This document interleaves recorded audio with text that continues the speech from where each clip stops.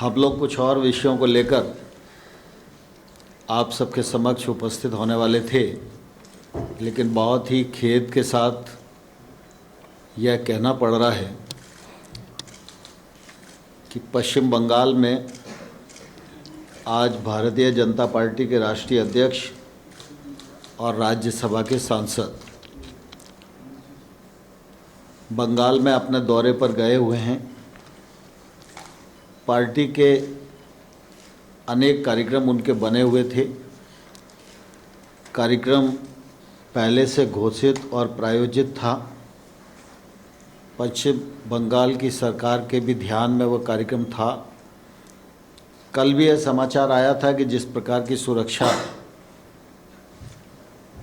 आदरणीय नड्डा जी को अपेक्षित थी वह सुरक्षा नहीं मिली और आज उनके काफ़िले पर पथराव किया गया है। वहाँ पर हमारे महामंत्री कैलाश विजयवर्गीय जी जो उनके साथ चल रहे थे, उनकी गाड़ी पर भी पथराव किया गया है। काफ़ी समय से ध्यान में आ रहा है कि पश्चिम बंगाल में इस प्रकार की हिंसक घटनाएं बढ़ती जा रही हैं।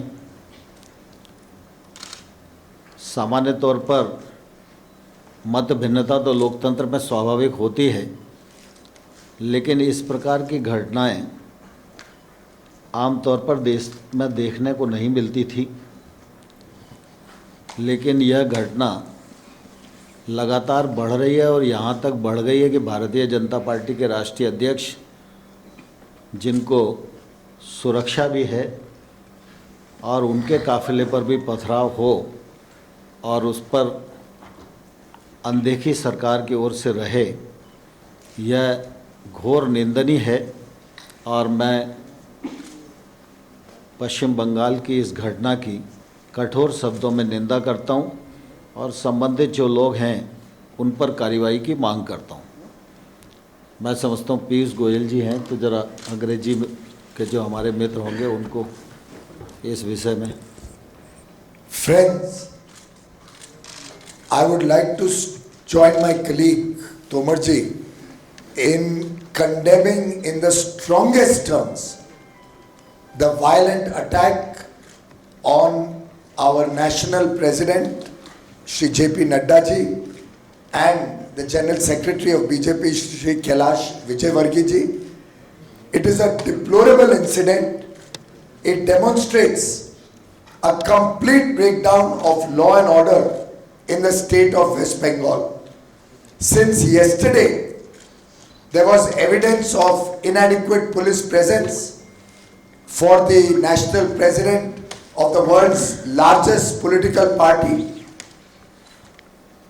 There were clear signals emanating from the establishment that they were uncomfortable with the growing popularity of the Bharatiya Janata Party in West Bengal, and the attack, the way the stones were pelted on the cavalcade, you saw the size of the stones, you saw the injuries that our senior leaders have faced. It is fortunate Mr. Nadda's car was bulletproof. Otherwise, this clearly was an attempt to muzzle democracy in West Bengal, and we strongly condemn it. We believe strictest of action should be taken on the goons who have attacked the national president of the BJP. In fact, this is not only an attack on Mr. Nadda, it is an attack on the very foundations of the rich democratic tradition of India. Once again, we demand the strongest of action and condemn this heinous incident of attacking Shri J.P. Nadda ji.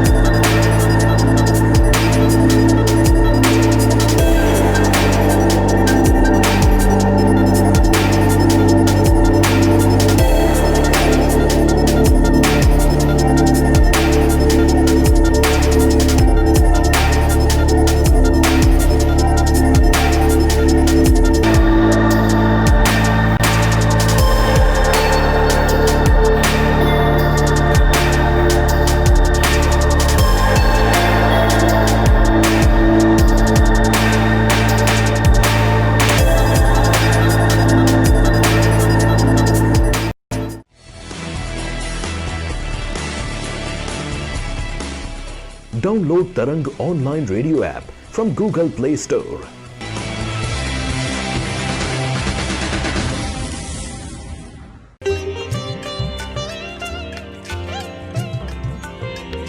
You are listening to Tarang Devotional Online Radio.